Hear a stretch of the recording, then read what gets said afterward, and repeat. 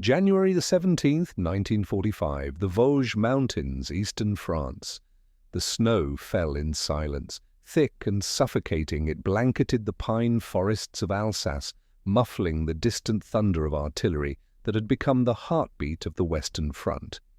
In a shallow foxhole dug into frozen earth, a young American soldier crouched in the pre-dawn darkness, his breath clouding before him in the bitter cold. He was not cleaning a rifle. He was not checking ammunition clips or sharpening a bayonet. Instead, his hands moved with practiced precision over something far older, a longbow, its wood dark and smooth from use, its string taut as piano wire. Around him, other men from the 7th Infantry Division watched with barely concealed amusement, their faces half lit by the glow of cigarettes cupped against the wind. They had seen this ritual before, the quiet soldier with the bow, the Injun, some called him behind his back, though never to his face, not out of respect, not yet, but out of indifference. What could a man with a primitive weapon do in a war of howitzers and machine guns, of Tiger tanks and Sturmgewehr rifles? The Germans had steel and fire. This man had wood and string. In the calculus of modern warfare, he was an anachronism, a curiosity from another age. But in 9 days, he would become something else entirely.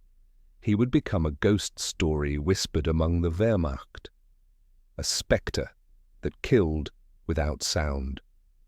A legend carved from silence and blood. His name was Private Jack Montgomery, though that was not the name he was born with. He was Muskogee Creek, raised in the red dirt hills of Oklahoma, where his grandfather had taught him to hunt deer with a bow before he could read. Where the old man had told him stories of warriors who moved through forests like smoke, who killed without the crack of gunpowder, who understood that survival was not about force, it was about invisibility. When the draft came in 1943, Montgomery brought 2 things with him to basic training: a duffel bag of Army-issued gear and a handmade recurve bow, 70 inches of Osage orange wood laminated with sinew, capable of sending an arrow through a man at 60 yards. His drill sergeant had laughed. His bunkmates had laughed. Even the chaplain, upon seeing it during inspection, had asked if he planned to fight Nazis or hunt rabbits. But Montgomery did not explain himself. He never did. He simply nodded, stowed the bow in his footlocker, and kept his silence. Because he knew what others did not, that war, like hunting, was not won by the loudest gun. It was won by the man who struck first, unseen and unheard. By the winter of 1945, the war in Europe had ground into a brutal stalemate along the German frontier. The Allies had liberated France, but the Wehrmacht, bloodied and desperate, had dug into the mountains and forests of the fatherland's western edge, turning every ridge and village into a fortress. The Vosges Mountains, a jagged spine of peaks and valleys cloaked in evergreen and ice, had become a killing ground. German troops, many of them veterans of the Eastern Front, hardened by years of combat in the frozen wastes of Russia, knew the terrain intimately. They used the forests as weapons, setting ambushes in the deep snow, hiding machine gun nests in limestone caves, and deploying snipers who could kill from 500 yards through the skeletal branches of winter trees.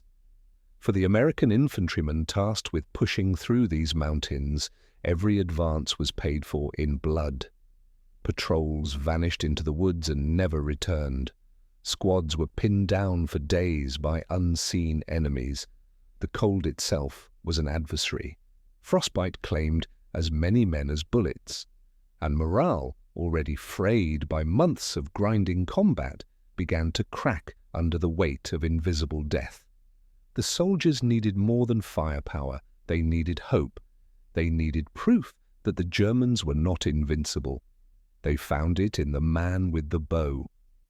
On the morning of January 17th, Montgomery's platoon was ordered to clear a sector of forest 2 miles north of the village of Reipertswiller.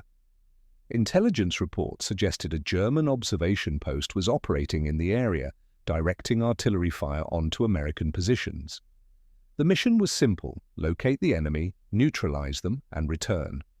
But simplicity in war is an illusion. The forest was a maze of snow-laden pines and frozen ravines, visibility reduced to less than 50 feet. Every shadow could be a German soldier. Every crack of ice underfoot could announce your position. The platoon moved in staggered formation, weapons raised, nerves strung tight as wire. Montgomery walked at the rear, as he always did, not out of cowardice but out of calculation. From the back, he could see what others missed: the disturbance of snow that indicated a recent footprint, the bent branch that suggested someone had passed through, the faint outline of a trail leading deeper into the woods.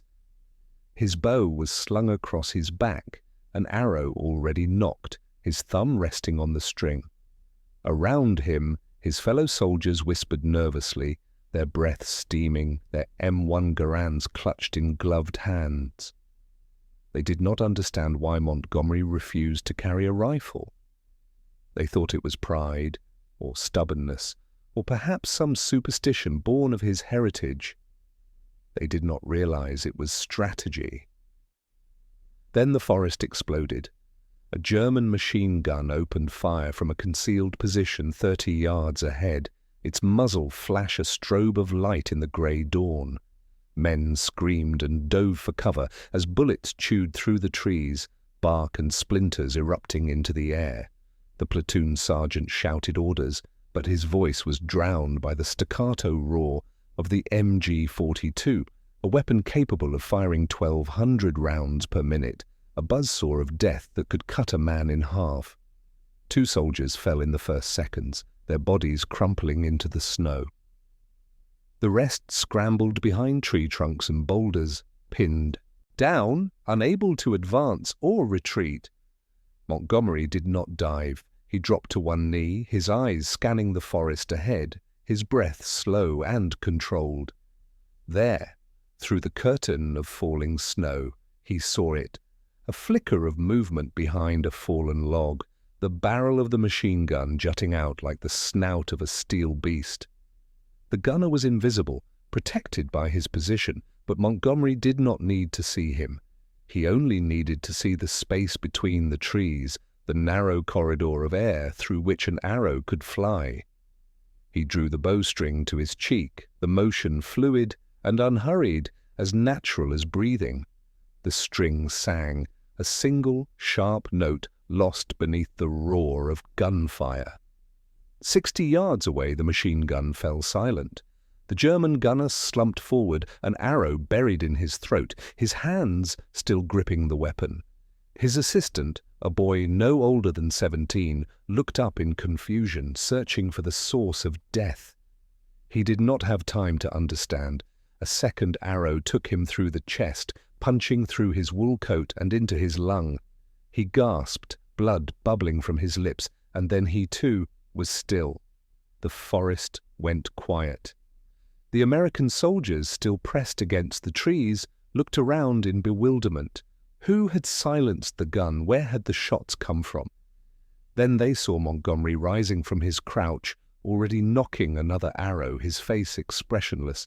The platoon sergeant stared at him, mouth open, and then barked an order to advance. The men moved forward, stepping over the bodies of the German gunners, and someone whispered a single word that would follow Montgomery for the rest of his life. Ghost! For 9 days, Montgomery hunted through the forests of the Vosges. While his platoon engaged the enemy with rifles and grenades, he moved alone through the trees, a shadow among shadows, killing with silence. He did not seek glory or recognition. He sought only efficiency. A bow made no sound. A bow did not reveal your position. A bow did not require ammunition that could run out or jam in the cold. And most importantly, a bow terrified the enemy in ways that bullets could not.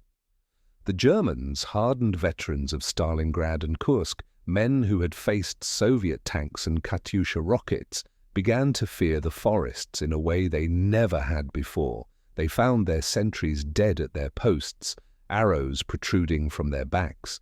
They discovered scouts with their throats pierced, slumped in the snow without a sound having been made. Patrols vanished, and when search parties were sent to find them, they too disappeared, leaving only trails of blood and the faint impression of footprints that seemed to lead nowhere. The whispers began. Der Geist, the ghost. Some said he was an American Indian, a savage from the Wild West brought to Europe to scalp Germans. Others claimed he was a demon conjured by Allied witchcraft. A few, the ones who had seen him from a distance, insisted he was simply a man with a beaked bow, but this explanation satisfied no one. Men could be killed, demons could not. The psychological toll was devastating.